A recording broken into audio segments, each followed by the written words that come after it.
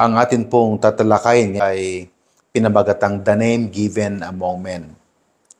Dito po sa Acts chapter 4 verse 12 ay sinabi po ang ganito, "Neither is there salvation in any other, for there is none other name under heaven given among men whereby we must be saved."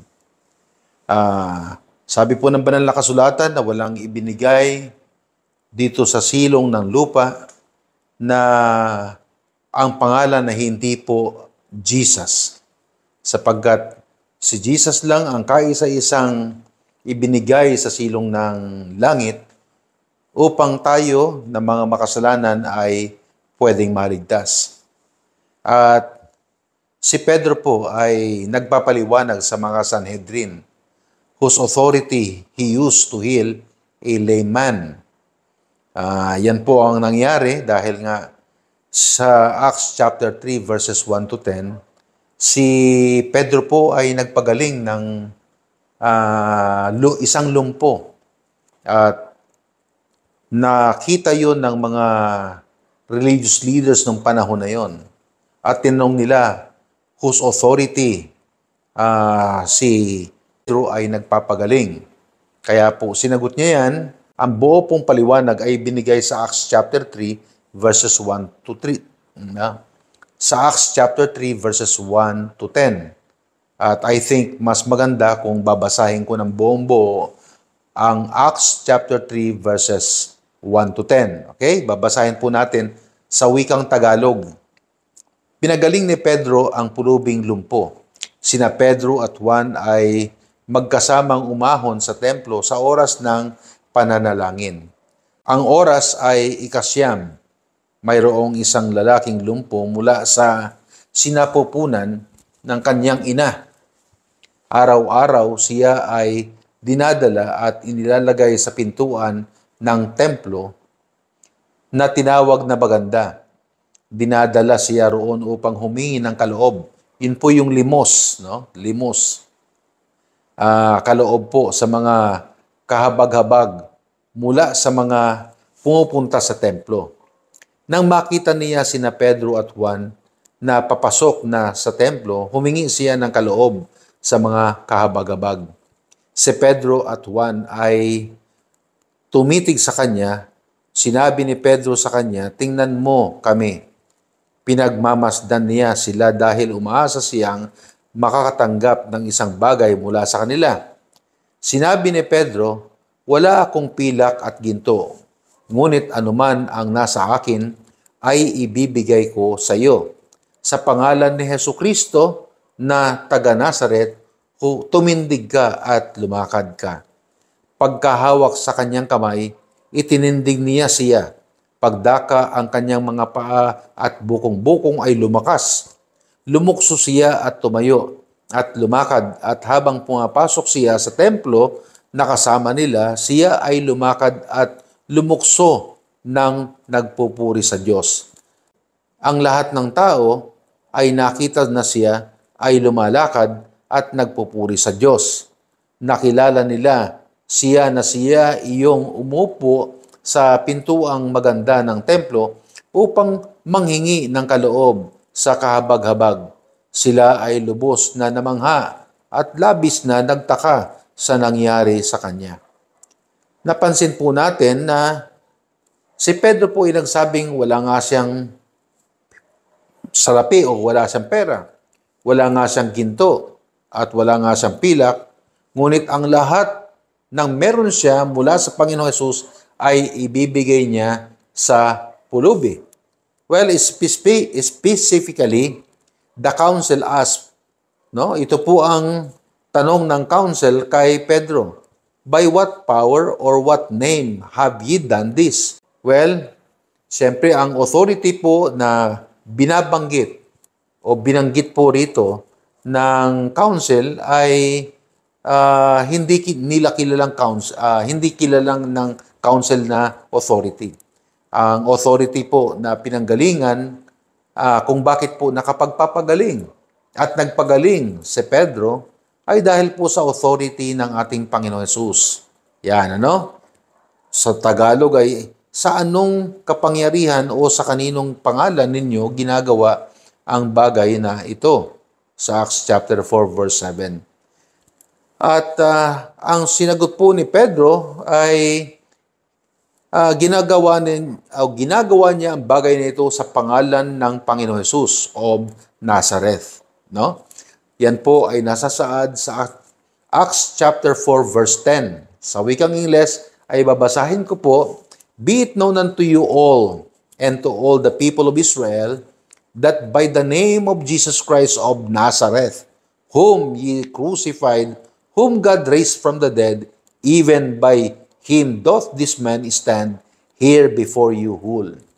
Sa Tagalog po, dapat malaman ninyong lahat at ng lahat ng taga-Israel na ang taong ito na nakatayo rito ngayon ay pinagaling ng kapangyarihan ni Hesukristo. So hindi po si Pedro ang sabihin natin talaga nagpagaling. Ginawa lang niya lang ito from the authority coming from the Lord Jesus Christ. Kaya sabi nga niya, pinagaling ng kapangyarihan ni Hesukristo na taga Nazareth. Siya ang inyong ipinako sa krus at pinatay, ngunit binuhay siyang muli ng Diyos.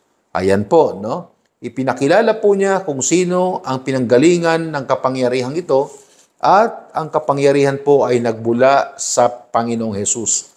No? Sinabi pa nga ni Jesus na, ni Pedro pala, na ang Jesus na ito ay pinatay nila. No? Ipinako nila sa krus, pinatay nila. Ngunit muling bunuhay ng ating Panginoon, and of course, yan po ay pagkatapos ng 3 araw, matapos siyang ilibing. Alam niyo po, ang pangalan para sa isang individual o para sa isang person o para sa isang tao includes the sense of one's identity. No, ang pangalan ko po ay nagbibigay sa akin ng aking identity. Ang pangalan ko ang pinagkakakilanlan sa akin. No? Kaya pagka hiningin ako ng ID, magbibigay ako ng ID at ang nakalagay dong pangalan ay pangalan ko, El Marquilas. Okay? Yan po ang sinasabi sa banal na kasulatan, no? Na ang pangalan, no, na ibinigay sa atin ay ang pangalan ng Panginoong Hesus. At maliban sa Panginoong Hesus, wala nang pangalang ibinigay. Yan po ang halaga ng pangalan. Kaya sinabi po sa ating teksto kanina na walang pangalan na ibinigay sa silong ng langit na kung saan tayo po'y maliligtas. At alam po natin na ang pangalan na ibinigay sa atin ay pangalan ng Panginoong Hesus. Okay? Sapagkat ang pangalan na yan ay nagbibigay ng identity sa Panginoon at yan din po ay nag-identify sa kanyang power or authority and reputation. No? Na ang Panginoon, ang reputasyon niya ay hindi lang siya makapangyarihan, kung hindi siya po ay mabait, mabuti, no? At considerate. Isipin mo, kapag may karamdaman ka, pagagalingin ka niya. Sapagkat naintindihan ng Panginoon ang hirap ng may karamdaman. Jesus' name is the only name that saves. Tandaan po natin yan. No? Walang pangalan sa silong ng langit kung saan ang tao ay pwedeng maligtas. Kung hindi, sa pangalan lang ng Panginoon Jesus. Okay? At nabanggit po sa teksto natin na yung word na salvation, no? Yung salvation or kaligtasan. Ang word na kaligtasan or salvation dito is from the Greek root word soteria. No, it means deliverance and preservation. No, and it can imply rescue in a worldly physical context. Kaya ang kaligtasan po mga kapatid ay hindi po lamang basta pagpasok sa langit yan. Hindi lamang para maging anak ka ng Diyos. Kung hindi, ito po mga kapatid ay nagbibigay sa atin ng rescue o nagliligtas mula sa worldly or physical context. Nililigtas tayo nito sa panganib mula sa sanglibutan, such as from enemies, or it can suggest eternal spiritual rescue. Yan po ang implication ng word na salvation yan, no? Na tayo ay iniligtas mula sa panganib na idinudulot ng worldly system, no? Now, the salvation that Christ offers, kasi po ang Panginoon ay nag-o-offer ng kaligtasan at ang ino-offer niya is deliverance, no? Deliverance or para i-deliver tayo mula sa kasalanan. Yan po yan, no?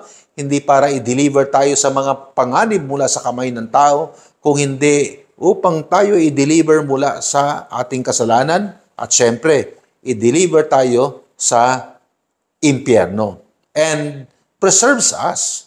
No? Kapag tayo na-deliver na mula sa kasalanan natin at sa impyerno, siya po rin ang nagpre-preserve sa atin na bagamat tayo po ay nagkakasala, bagamat nakakagawa po tayo ng mga bagay na hindi nagbibigay ng lugod sa Panginoon, ang Panginoon ang nagpre-preserve sa atin upang tayo ay manatiling ligtas. Okay? Para tayo po ay laging safe, no, for heaven.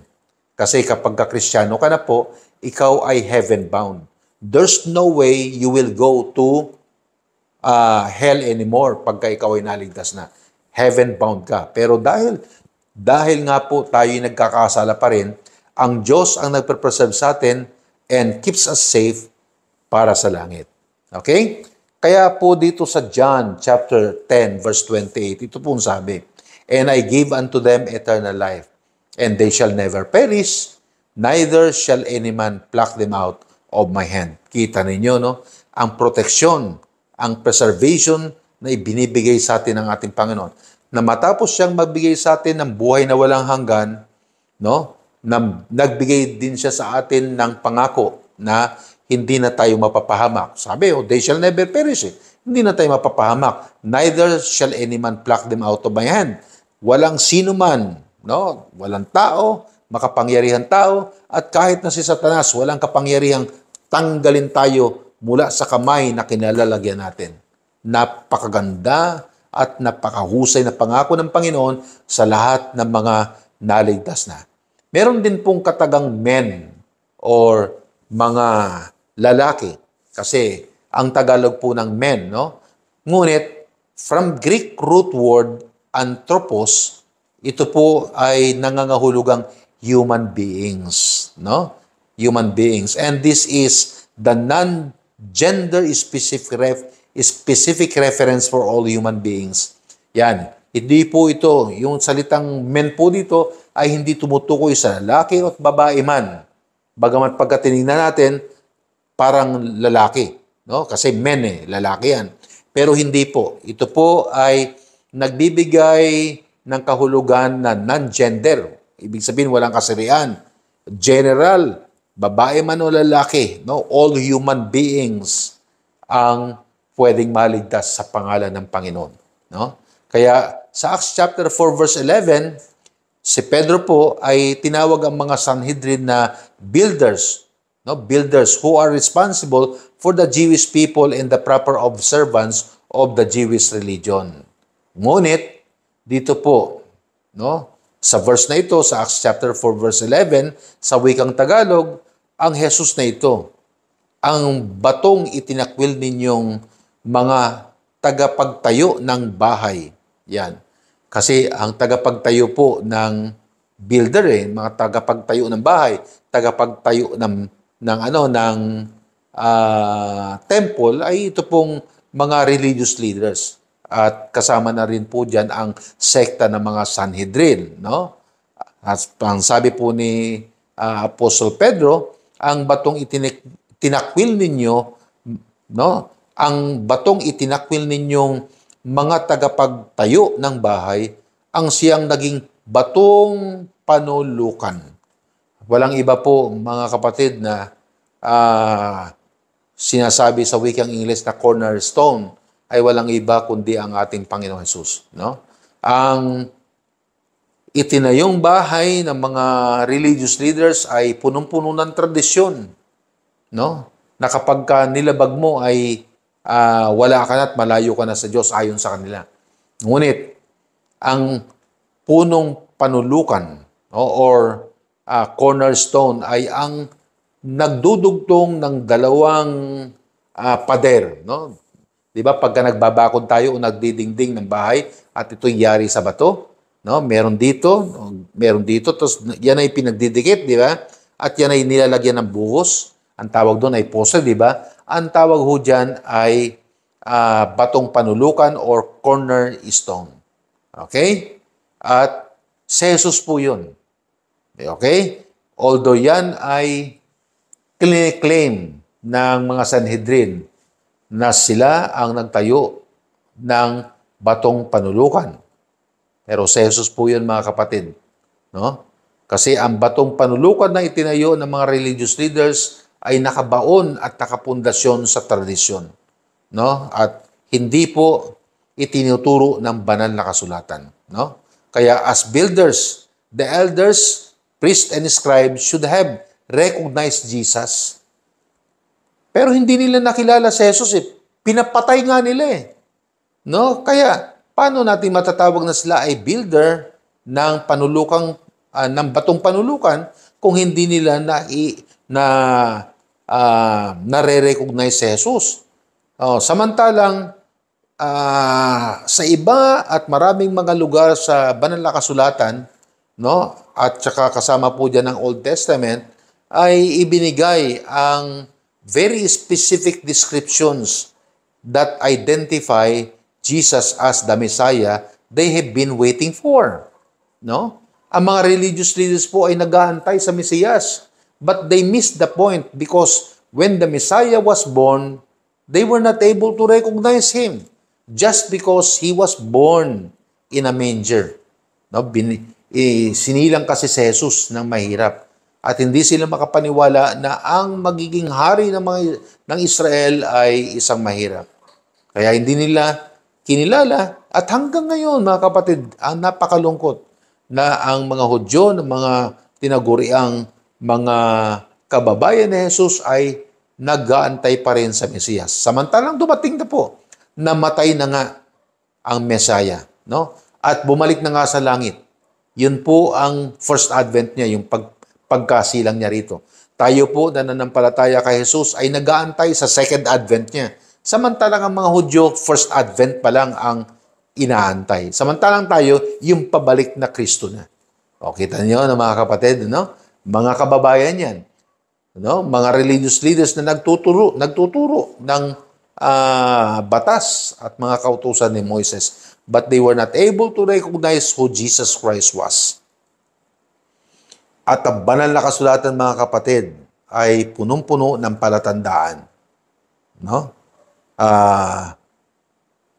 Just last week of His life, no? Yung pinakahuling linggo ng buhay ng ating Panginoon Jesus, ay na-fulfill ang prophecy na siya po ay sasakay sa isang donkey.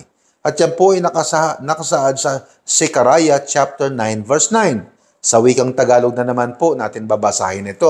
Tagalog pong ang ating gagamitin. Sabi, "Magalak kang mainam, o anak na babae ni Sion. Humiyaw ka, o anak na babae ng Jerusalem. Narito ang iyong hari."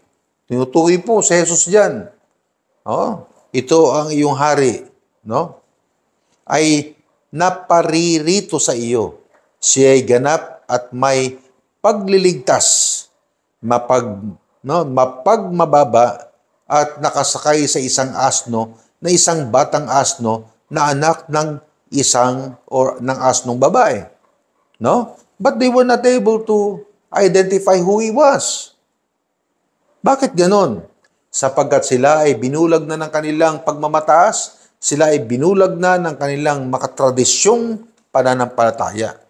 At hindi na nila nakita kung sino ang totoong tagapagligtas. Samantalang siya po, si Jesus po ay ipinakilala sa mga Sanhedrin, sa mga Pareseyo, kasama yan, mga religious leaders noong panahon na yon, sa pamamagitan ng mga palatandaan para hindi sila marigaw, para hindi sila malito, para hindi sila magkamali na sa oras na isilang ang Panginoon, alam nila kung sino ito. But they miss Him. No? Kaya the way the Roman guards cast lots for His clothing, isa pa. No? Alam nila ito sa Old Testament, sa Psalms chapter 22, verse 18.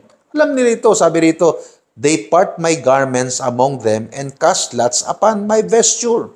Ginamit ng mga sundalong Romano ang damit ni Jesus matapos siyang ipako sa krus at doon sila nagkarakrus. Hindi karakrus, doon sila nagsugal. Ano man yung sugal, hindi ko po alam. No? Pero ang alam kasi nating sugal yung karakrus no? So, yun. So, yun po, pinagsugalan nila. At hindi po rin na misyon. Nakita ng mga tao yun, nakita ng mga religious leaders yun, na ang mga sundalo ay ginamit yung kanyang damit. At doon sila nagsugal. But they miss it again. Okay? No. Sa Mark, chapter 15, verse 24, mga damit ko'y kanilang pinagsugalan at mga saplot ko'y pinaghati-hatian.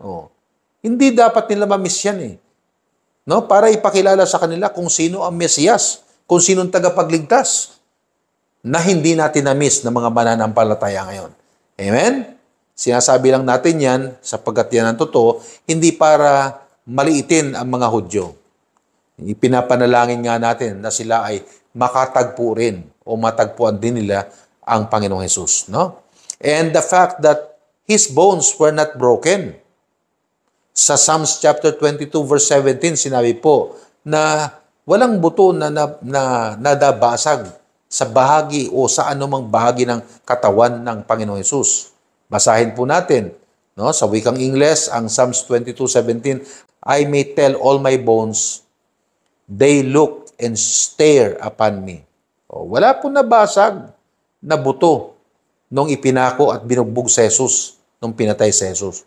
Mantakin mo, binugbog siya, tinadyakan, pinagpapalunan ko ano, pero hindi siya napilayan. Samantalang, yung dalawang magnanakaw na naipako sa kanang kamay at kaliwang kamay ni Jesus ay pareho yung nabasag ang paa. No? Yung buto sa paa, binasag yun. Bakit? Sapagkat ng panahon na yon ay magpapass over na kinakailang ibaba ang lahat ng mga ipinako sa krus. At kung hindi nila babasagin ang paa ng dalawang magnanakaw na yon, tatagal pa bago mamatay yung ipinako. At nung tiningnan nila at tinexamine nila kung si Jesus ay dapat pang paluin ng paa para mamatay na, ay tinusok ang gilid ng katawan ni Jesus para makita nila kung siya patay na at ang lumabas ay tubig at dugo na nagsisignify na namatay na si Jesus at hindi na kinakailangang basagin ang paa. Diba? Bakit nagkaganon? Yun ba ay pagkakataon lamang o fulfillment ng prophecy o ng hula na ang ating Panginoon Jesus ay hindi mababasagan ng kahit anong bahagi ng buto niya sa kanyang buong katawan. Yan po ay fulfillment. Sinadya po yan para ma-identify kung sino ang ating tagapagligtas. Okay? Kaya po, dito sa John chapter 19 verses 31 to 37 ay ganito ang sinabi at sa wikang Tagalog ko po babasahin. Nooy araw ng paghahanda at ayaw ng mga Hudyo na manatili sa krus ang mga bangkay hanggang sa araw ng pamamahinga. Yan po ang Passover na.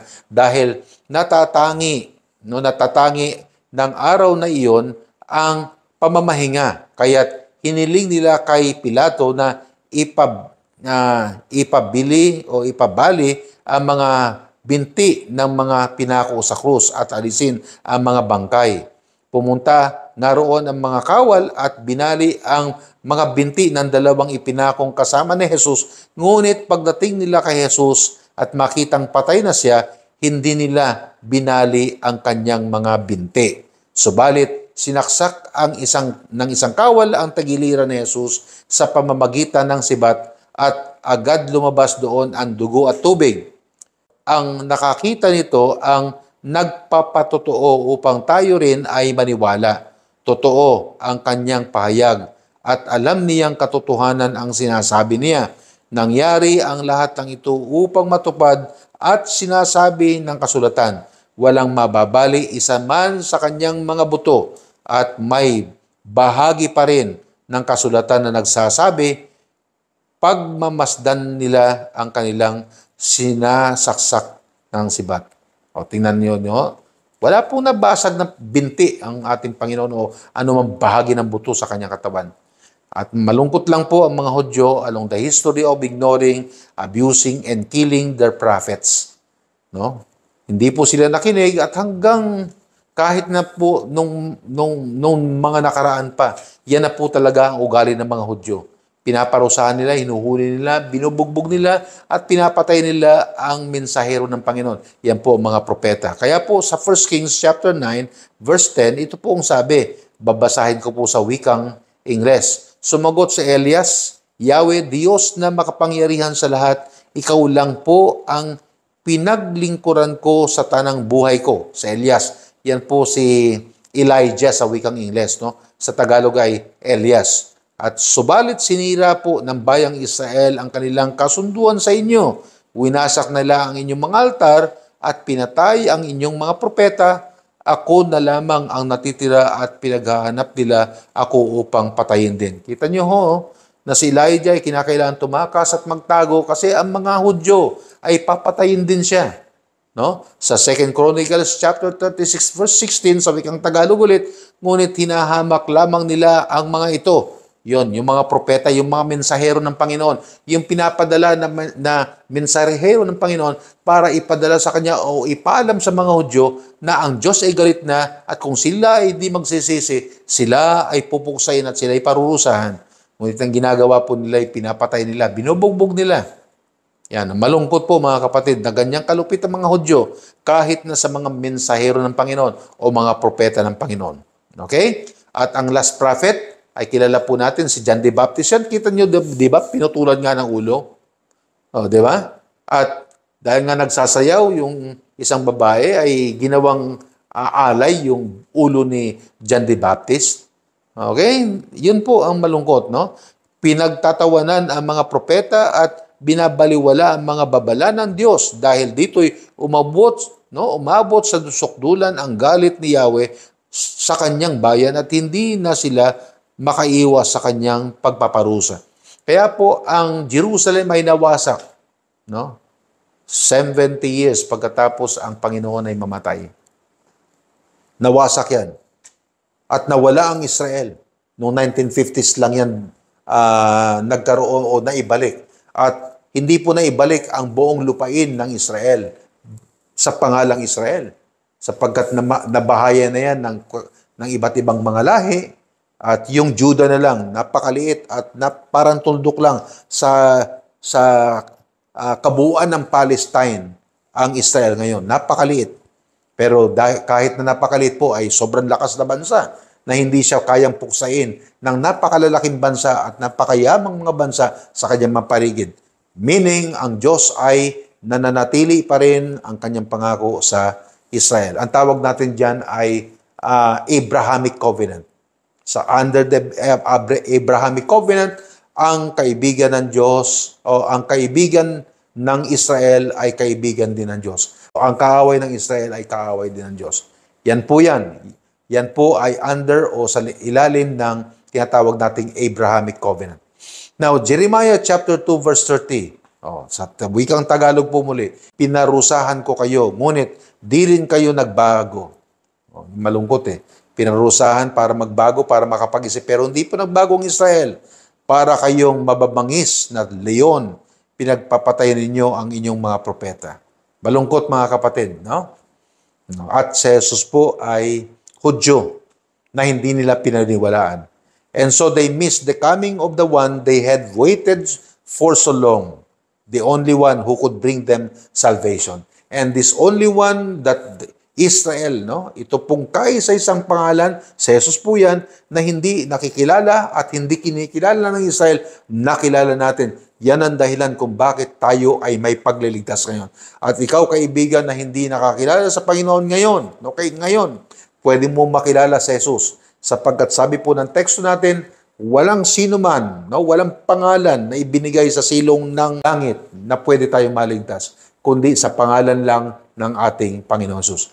Ang panalangin ko ngayon, kaibigan, ang gusto ng aking puso, na sinasabi ng aking bibig, na nandito ka, naririnig mo, na ang Panginoong Jesus, ang kaisa-isang pangalan, na ibinigay ng Diyos Ama sa silong ng langit upang sino man na makarinig sa pangalan ng Panginoong Jesus, pwedeng maligtas. Narinig mo ngayon. Si Jesus ang namatay, nilibing at nabuhay na maguli. Si Jesus ang namatay, tagbayad ang iyong kasalanan. Si Jesus yun po. Kung siya po ay iyong lalapitan, kung siya ay iyong tatanggapin, kung sasabihin mo ngayon, O Jesus, naintindihan ko, at itong gabing ito ako'y nananampalataya sa iyo. Sabi po ng banal na kasulatan, ganun na lang ang pagsinta ng Diyos sa sanglibutan, na kanyang ibinigay ang kanyang bugtong na anak, upang ang sino mang manampalataya sa kanya, kay Kristo po yun, ay magkaroon ng buhay na walang hanggan. Kung ikaw ay mananampalataya kay Kristo ngayon, magkakaroon ka ng buhay na walang hanggan. Bakit hindi mo anyayahan ang Panginoon ngayon, kaibigan, sa iyong puso? Bakit hindi mo buksan ang iyong puso? Bakit hindi sabihin ng iyong bibig, O Jesus, naniniwala ako ng buong puso na ikaw ang tagapagligtas. At ngayon naniniwala ako na ikaw na ang tagapagligtas ng buhay ko. Sabihin mo yan, kaibigan, at ang pangako ng Panginoon, ngayong gabi, ikaw ay maliligtas. Tayo po'y manalangin. Amang banal, ikaw po, Panginoon, ang kumilos sa puso ng sinumang kinokonvict o kinakausap ng banal na espiritu. Saan man narito mga kaibigan, o saan man naroon ang mga kaibigan na ito. Nawa, Panginoon, mag-isip siya at sabihin ng kanyang bibig na nananampalataya siya sa Panginoong Hesus ngayong gabi. Nawa, Panginoon, tanggapin ito ng sinumang hindi ligtas ngayong gabi. Sa pangalan ni Hesus, ito'y aking samot at dalangin. Amen at amen. Kaibigan, ang panalangin ko po, ngayon maging tagapagligtas mo si Hesus Kristo. Sino po ang magsasabing, ngayong gabi, ako ay nananampalataya sa Panginoon Hesus? Isulat mo po dyan sa ating comment section. Ngayong gabi, ako'y naniniwala na si Jesus ay namatay para sa aking mga kasalanan. Pwede mong isulat yan dyan sa comment section. Please, isulat mo. Please, isulat mo lang. Ngayong gabi, ako ay naniniwala o ako'y nananampalataya na si Jesus ay namatay para sa aking kasalanan. At ako'y naniniwala na siya ay aking tagapagligtas. Kapag ka sinabi mo yan, ang pangako ng Diyos, ikaw ay may kaligtasan na. So, bakit hindi mo isulat? Come on, kaibigan. Please, isulat mo.